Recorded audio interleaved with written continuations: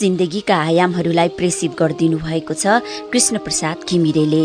हो मित्रहरू, कृष्णप्रसाद घिमिरेद्वारा प्रेषित जिन्दगीका आयामहरू पापिनी आमा। अब म वाचन गर्दैछु। आमा, यो शब्द आफैमा ममतामयी छ, स्नेहमयी छ, रसिलो कसिलो सागरको खानी। कुन शब्दले वर्णन गरौं आमाको स्नेही कथा र व्यथा। जति नयाँ रसिला कसिला चाक्ला बाक्ला चिल्ला र मिठा शब्दले आमाको वर्णन गरे पनि त्यो अपुरो नै हुन्छ। सायद मलाई लाग्छ विश्व शब्दकोशमा पनि आमाको वास्तविक माया र प्रेमको परिभाषा दिने त्यस्तो शब्द छैन होला। संसार विचित्रको छ। विश्व जनसङ्ख्या 7 अर्बको समानान्तरीय रेखाको चुली चुमिसक्यो, तर एकमात्र मानिस यस्तो छ र त्यसको मन यस्तो छ भनी नाप्ने यन्त्र बनेन। कारण के होला? धेरै विज्ञानका प्रविधिले विश्व छोपियो। खोज अन्वेषक चिन्तक विचारकका त कुरा छोडौं, समयको साथै विकासको गतिले ठूलो फड्को मार्यो, तर मन नाप्ने र मनको गहिराई छुने यन्त्र बनेन। खोइ कहिलेसम्म कुर्नु पर्ला? सृष्टिको आधा धरती ढाक्ने महिला हुन् भने आधा आकाशमा भ्रमर झै डुल्ने पुरुष हुन्। यिनै सृष्टिका आरम्भकर्ता पुरुष महिला बिनाकै यो संसार चल्ला त? पुरुष महिला बिना यो संसार चल्दैन। अवश्य पनि त्यो सम्भव छैन। हो, सम्भव छैन भने नारी र पुरुषको कस्तो सम्बन्ध हुनु पर्ला त? सहज त्यसको उत्तर आउँछ। एक रथका 2 पाङ्ग्रा जस्तो, नङ र मासु जस्तो, अझै भनौँ राम र सीताको जोडी जस्तो। दृष्टान्तले देखाएको सत्मार्गमा हामी नारी पात्र मात्र होइन, पुरुष पात्र पनि हुनुपर्छ भन्ने सन्देश अवश्य पनि अमूल्य सन्देश हो। मैले एउटा पुस्तकमा विशेष लेख हेरेको थिएँ। नारी जति माया र प्रेम लुट्न र लुटाउन कुशल हुन्छ, नछुट्न र छुटाउनमा क्रूरता र निर्दय पनि हुन्छन् भनेर। हो, आज म पनि नारी चरित्रको अड्कन गर्न तम्सिएको छु। हो भनिन्छ, आफ्नो आङको हात्ती देखिन्न, अरूको आङमा भुसुना। हो, प्रेममा मानिस अन्धो भन्दछ, तर त्यस प्रेमको प्रभाव के हो, भविष्य के हो, परिणाम के हो, कसैले खोज्दैन। कुरा एक दिनको हो। चक्रपथ ललितपुर सातो बाटोबाट मैले देखिरहेको छु। सडक व्यस्त छ। मानिलिउँ गाडीमा स्टेरिङ समाएको एउटा फुच्चा ट्याक्सीले पनि सारा उपत्यकाका यात्रुहरू आफै एक्लै ओसार्न सक्छु भन्ने ठेक्का लिए समानले वायु वेग हुइकिएका थिए। ठुलै सवारी साधन नजिक आउँदा किनारामा उभिएका 2 स्कुले बालबालिका भविष्यका रेखा कोर्ने झिनो अभिलाषाले भनौं वा अरू कसैको करकापले झण्डै तिनीहरूको उमेरलाई उछिन्ने सकेका झोला बोक्दै खरको छानोबाट झरेको तप्किन जस्तै आँसु चुहाउँदै बाटो काट्ने प्रयत्नमा हात समाइरहेका थिए। छिनछिनमा ठुलो गाडी आउँदा सडकको पत्कर झै किनारतिर हुत्तिन्थे, तर फेरि आशा र आँट बटुलेर अगाडि लम्कन्थे। करिब आधा घण्टासम्म भयो सडक नाटक हेरेको हेरे थिए, जसमा मात्र 2 बाल कलाकार र संयोगले त्यहाँ आउने अन्य यात्री र यातायातका साधनको चर्को आवाजले उनीहरूको तन्द्रा टुटे झै लाग्दथ्यो। धेरै समय यो दृश्य हेरेपछि म आफैलाई लाज भयो र उनीहरू दुवैको बिचमा गएर हात समाएर म अगाडि बढे। उनीहरू दुवै बलैसित पल्लो किनारमा पुगे। सडकको किनारा काट्न त यति गाह्रो, जीवनयात्राको ठुलो बाटोको दूरी पार गर्नु छ। तिनीहरूको उमेरले सोधे कि आज एक्लै आएको तिमीहरू नानी स्कुल? दुवैको जवाफ एउटै थियो, हामी सधैँ नै एक्लै त हो नि, किन र? मेरो किन रको जवाफ आएन। रूपा दिदी किन जवाफ दिएनन्? फेरि मैले सोधेँ, खोइ बुबा आमा हुनुहुन्न? एकैपटक सिसा फुटेझै उनीहरू टुक्रिए। आँसुको सिमसिमे वर्षामा भेल थपियो। करिब 20 मिनटको बाटो स्कुलसम्म गए अनि ढिला हुँदा पस्न दिँदैनन् भन्ने कुरा बुझेकोले पालेलाई अलि ढिला हुन गयो, आज छुट्टी भएपछि म लिन आउँछु है भने। हस् भन्ने उत्तर पाएँ। शुक्रबार थियो। फेरि 2 बजे विद्यालय प्रवेश गरे। दुवैजना मेरा नजिक आए। ल हिँड, पसलमा चिया बिस्कुट खाउँ ल। कथा सुरु गर्न पूर्व खाजा खायौँ अनि पछि कथा सुरु भयो। रूपा दिदी, म त्यसलाई कसरी मम्मी भनौँ? तर जन्म दिएपछि कर्म दिन कन्जुस पनि मम्मी होलान् र? उनको नाम पार्वती हो। मम्मीको विवाह राजनसँग 2055 सालमा भएको हो। मेरी मम्मी सानैदेखि अपाङ्ग हुनुहुन्थ्यो। काखीमा लामो समयसम्म गाग्री बोकेर पानी ओसार्दा उहाँको एउटा खुट्टा अलिक छोटो भएर हिँड्दा खोच्याएर हिँड्नु पर्थ्यो। म 2056 सालमा जन्मिए र 2058 सालमा फेरि मेरो भाइको जन्म भयो। हामीलाई हाम्रो घर कहाँ थियो थाहा थिएन, तर मामा घर नजिकै एउटा सानो घर रहेछ, त्यही हाम्रो जन्म भयो। पुर्ख्यौली घर थाहा भएन। हाम्रो सानो पसल रहेछ। पसल नजिक विद्यालय पनि भएकोले राम्रै व्यापार हुन्थ्यो। मम्मी पसलमा बसेर व्यापार गर्ने, बाबा बाहिरबाट सामान ल्याउने। आम्दानी राम्रै थियो भन्ने कुरा म अहिले आएर बुझ्दछु। मामा घर पनि नजिकै भएकोले हामीहरू धेरै जसो मावली जाने र कति रात त त्यही मावलीमा बस्ने पनि गर्थ्यौँ। मामा र माइजूले हामीलाई साह्रै माया गर्नुहुन्थ्यो। मानौ हामी मामा घरका लागि 2 आँखाका नानी बनेका थियौँ। हो, 2 आँखाका नानी। यसै गरी हाम्रा दिनचर्याहरू अघि बढिरहेका थिए। म त स्कुल जान थाल्ने भएछु। भाइ धेरै जसो मामा घरमा बस्दथ्यो। रमाइलो संसार। त्यो बालापन खै कसरी वर्णन गरू? व्यापारमा राम्रै फाइदा हुन्छ भन्ने कुरा बुझ्दै आएकी थिए। कति समय त त्यही पैसाले होला बुबा मम्मी बीच झगडा हुन्थ्यो। सानो उमेर, फोहोर कुरा बोलेर मम्मी बुबालाई नाना शब्दले गाली गलोच गर्नुहुन्थ्यो। कति समय त बुबा मामा घर गएर रात काट्नुहुन्थ्यो। हामी रुँदै कराउँदै बुबाका पछाडि पछाडि जान्थ्यौँ।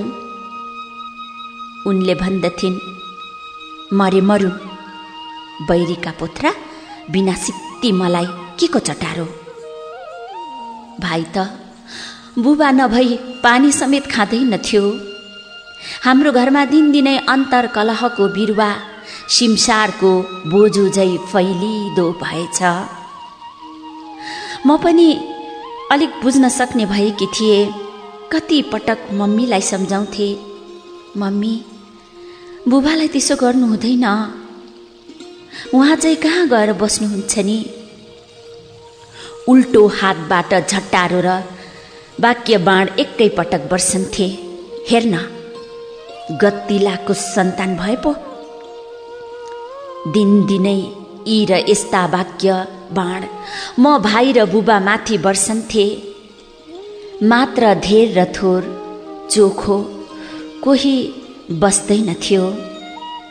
एकपल्ट त मामाले राति हाम्रो घरमा आएर राम्रो सम्झाउनु भयो। हेर नानी, यस्ता तामाका मुना जस्ता हाम्रा सन्तान छन्।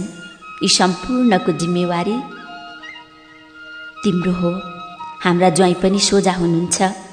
तिमी यति धेरै बाठी छौ। आफ्नो घर परिवार रिसाउने र खुसाउने आफ्नो मुखबाट हो। आफू तिमी अरूलाई जस्तो व्यवहार गर्छौ नि, अरूले पनि।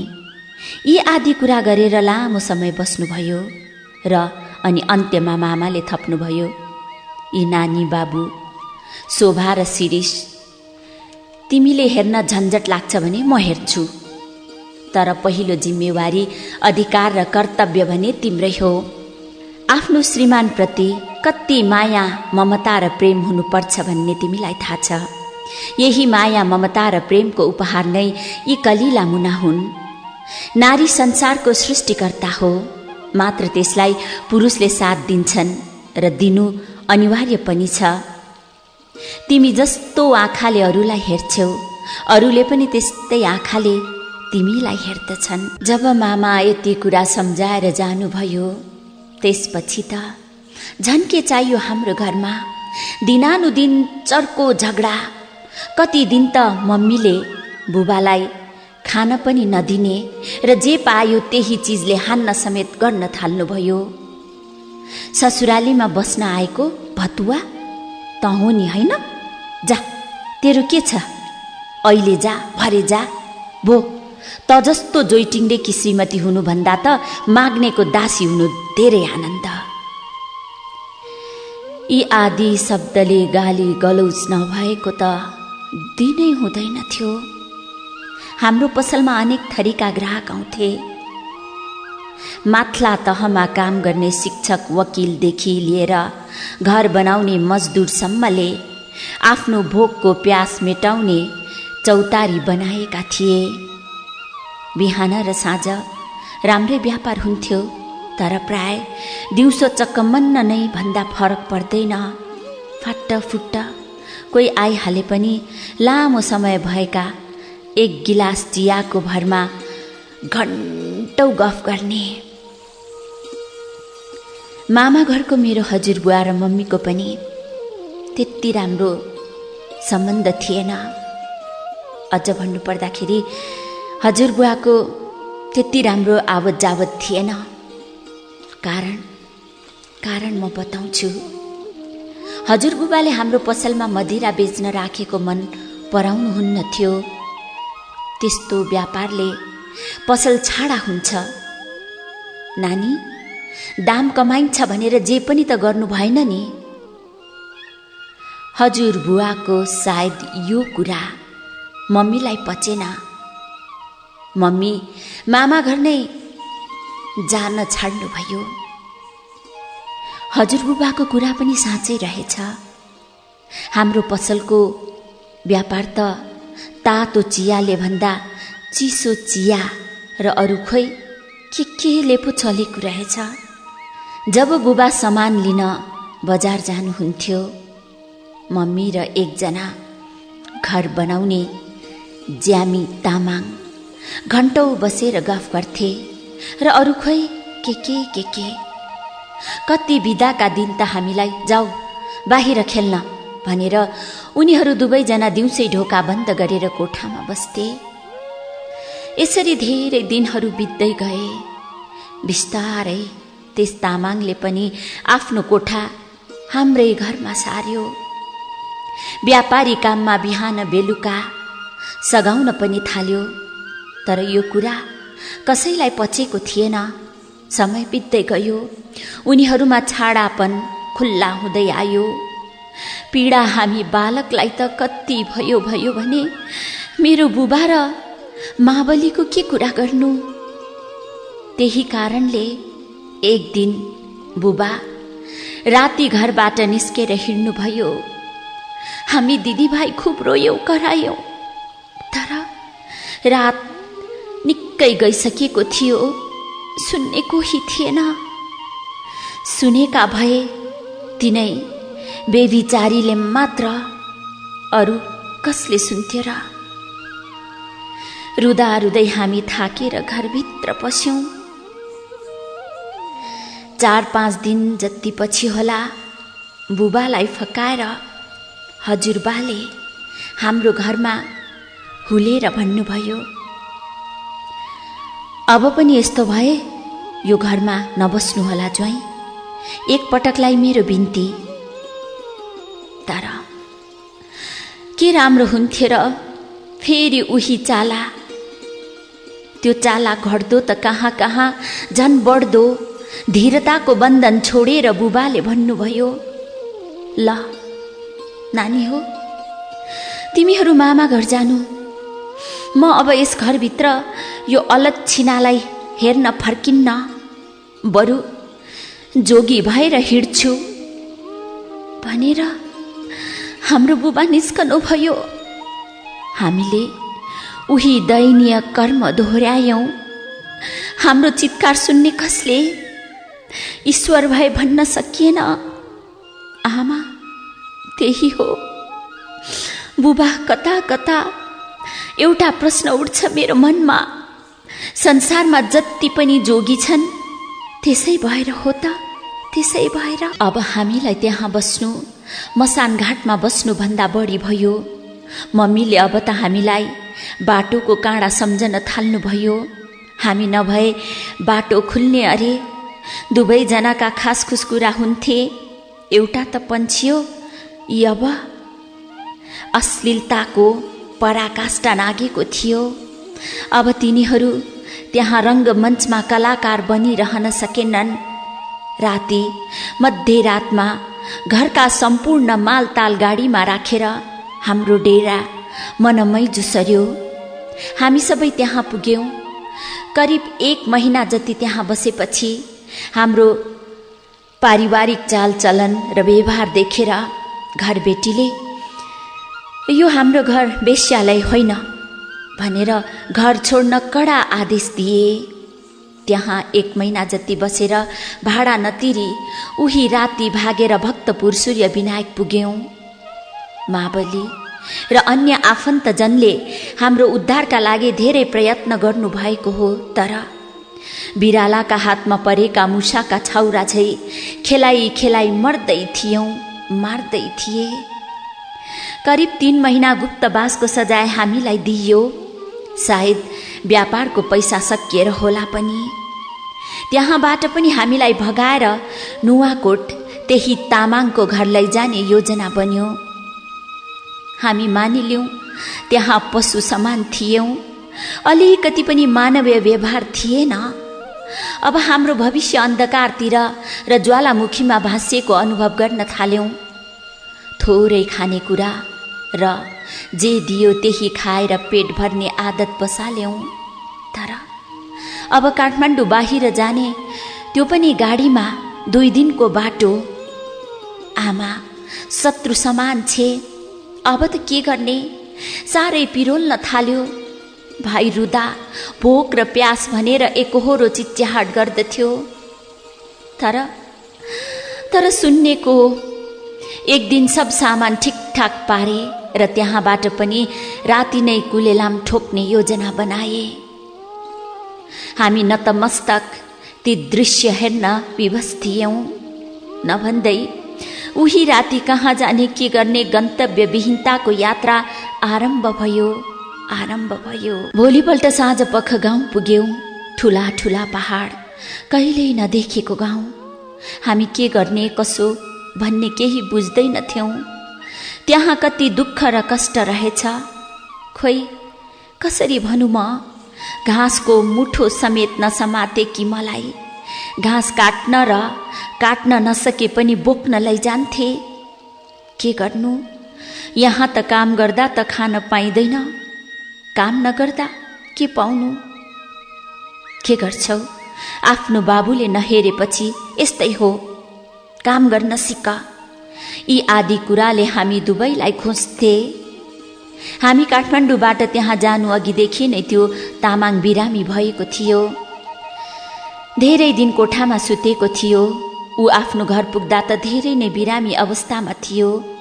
उसका बा आमा र दाजुभाइ, ठुलो परिवार थियो। त्यहाँ धेरै काम गरेपछि दिनमा मुस्किलले 2 पटक खान पाउने, त्यो पनि कोदाको खोले। हामीले त कोदो खानु त के देखेका पनि थिएनौं। सुरुमा मुखमा लान त के देख्दा समेत घिन लाग्थ्यो। तर पछि के गर्नु? बिस्तारै अलिअलि खान थाल्यौं। म त अलिक खान्थे।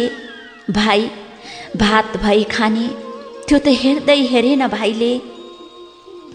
यसरी समय अगाडि चल्दै थियो। विपत्तिका साङ्ला दिन जकडिँदै थिए, तर उम्कने कुनै उपाय थिएन। एक दिन 8 जना मानिस 4वटा मोटरसाइकल लिएर हाम्रो घर पुग्नुभयो। म त पहिले छक्क परे। अनि यसो हेरेको त हामीले देखेको मानिस एकजना थिए। त्यसपछि अरू को हो म छाद हालेर रुन पुगेछु। उहाँले सम्झाउँदै भन्नुभयो, हामी तिमीहरूलाई खोज्न आएका हौं। मम्मी तामाङ कुरेर बसेकी थिइन्, तर उहाँहरू आएको थाहा पाएर होला भागेर कता गइन् थाहा भएन। त्यसपछि त्यहाँ के कुरा भयो थाहा भएन। हामी फेरि काठमाडौँ आउने भयौं। हामीलाई बाइकमा राखेर ल्याउनु भयो। आज हामी यहाँ राम्रोसँग बस्दै आएका छौं। तर एउटा वृद्ध परिवारले हामीलाई हेर्दै हुनुहुन्छ। हामीलाई जसले उद्धार गर्यो त्यो भगवान हो भने आज जन्म दिएर आफ्नो अस्तित्व गुमाएर हामी कलिला बालकलाई नारकीय जीवन भोग्न बाध्य गराउने आमालाई जन्माएको हैसियतले, आमा र कर्मको हैसियतले पापिनी थपेर पापिनी आमा भन्दैछौं। पापिनी आमा।